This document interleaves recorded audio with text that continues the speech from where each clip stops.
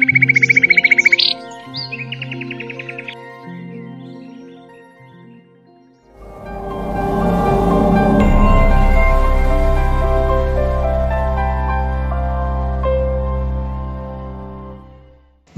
बंधुगण, घर वैद्य YouTube channel ले आपण मानक स्वागत। आज आम ये वीडियो माध्यम रे चुट्टी झड़िबा, असमय रे चुट्टी पाचिबा, चंदापण किपरि धड़ा बाल कला करिबा एवं यही समस्त प्रकार केशर समस्यार प्राकृतिक उपाय रे केमिति ठीक होई परिबो से विषय रे जानिबा।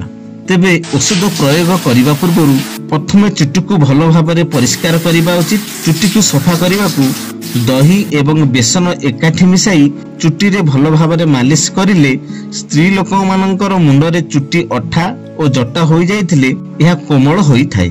जदि चुट्टी उपुड़ी मुंड चंदा हो जाइथिले यही औषध व्यवहार करिवे। करंज छाली, धड़ा चितापारु चेर, कनियर चेर, जाई फूल गछर पत्र समान भागरे आनी एकाठी करी बाटिबो। यही बटा जेतिकी हेबो तार 4 गुणा राशि तेल एवं जेतिकी तेल नेबे तार 4 गुणा पानी मिसाई भल भाव सिजाइबे। पानी मरी मरी खाली तेल रहिबो। यही तेल लगाइले चंदा मुंडरे अति शीघ्र चुट्टी उठिबो। द्वितीय रे लेंबू एवं बरकोली पत्र समान भाव बाटी मुंडरे लगाइले नुआ चुट्टी उठे एवं चुट्टी लंबा होई थाए। तृतीय रे रसांजन सहित रसुण को बाटी लगाइले चंदापण, निश दाढ़ी एवं चकड़ा उपुडुथिबा रोग भल होई थाए। चतुर्थ रे चंदापण रो मुक्त पाई मंदार फूल को कला गाईर मूत्र रे दली करी चंदा होइतिबा स्थान रे 21 दिन लेप देले चंदापण दूर होई थाए। यही चंदापण मुक्ति पाई भृंगराज तैल किछि भृंगराज गछ को खरारे सुखाई गोटिए बड़ जार रे शुद्ध राशि तेल मिसाई 7 दिन जाए भिजाई रखंतु। 7 दिन परे तेल को भल भाव रे छाणी रखंतु। यही तेल को केश उपुडुथुबा, असमय रे कला केश धड़ा हेबा आदि अनेक समस्या दूर होई थाए। एहा छडा सिर पीड़ा, मुंड गरम, रूपी, मुंड घुरिबा प्रभृति रोग सबु नियारे पानी पड़िला परी हठात भल हो जाई थाए। जदि असमय रे चुट्टी पाचु थाए एवं चुट्टी आजीवन कला रखिबाकू यही औषध प्रयोग करंतु। अमावास्या ठारू पूर्णिमा पर्यंत हिड़ीमिचा सागर रस 20 रु 25 ग्राम लेखाएं खाइले असमय रे चुट्टी पाचुथिले चुट्टी पाचिबा बंद होई थाए। यही औषध खाइबा सहित अँला चूर्ण को लेंबू रस रे मिसाई प्रत्येक दिन मुंडरे लगाइबे। द्वितीय रे भूई कदम्ब फूल को छाई रे सुकाई रखिबो।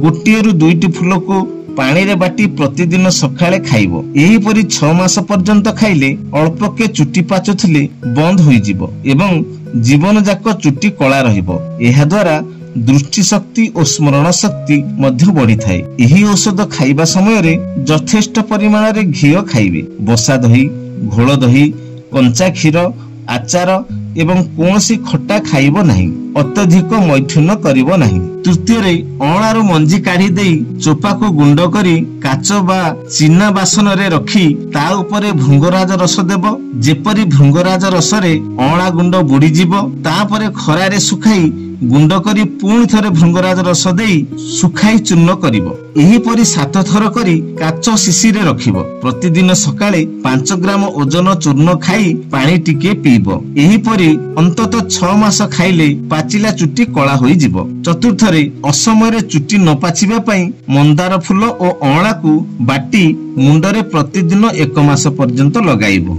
धड़ा केश को कला करिबा पई एही औषध व्यवहार करिवे। प्रथमे केवल मंदार फूल को बाटी केशर लगाइले केश पाचे नहीं। द्वितीय रे लोह भस्म 1 ग्राम ता सहित 2 ग्राम लाल मंदार फूल को बाटी चुट्टी मूल रे लगाइबे। अध घंटा परे मुंड धोई नेबे। एही परे नियमित किछि दिन प्रयोग कले चुट्टी पाचे नहीं। एही सहज उपाय रे धड़ा केश कला वर्ण होई थाए। केश असमय रे पाचुथिले ताकू कमाइबा पई अन्य प्रयोगटी हेला 8टी मंदार को सेई गछर कोमल अगिपत्र सहित बाटी सप्ताह को थरे मात्र लगाइले केश पाचिबा धीरे धीरे कमी जाए। द्वितीय रे किछि मंदार फूल को नेबे। मंदार गछ छाली 2 ग्राम ता सहित बाटी पेस्ट प्रस्तुति करिवे। एहा परे 250 ग्राम नड़िया तेल रे पाक करिवे। तेल बोतल को 7 दिन माटी रे पोती रखी तापरे केशरे लगाइले धड़ा केश धीरे धीरे कला होई जाए।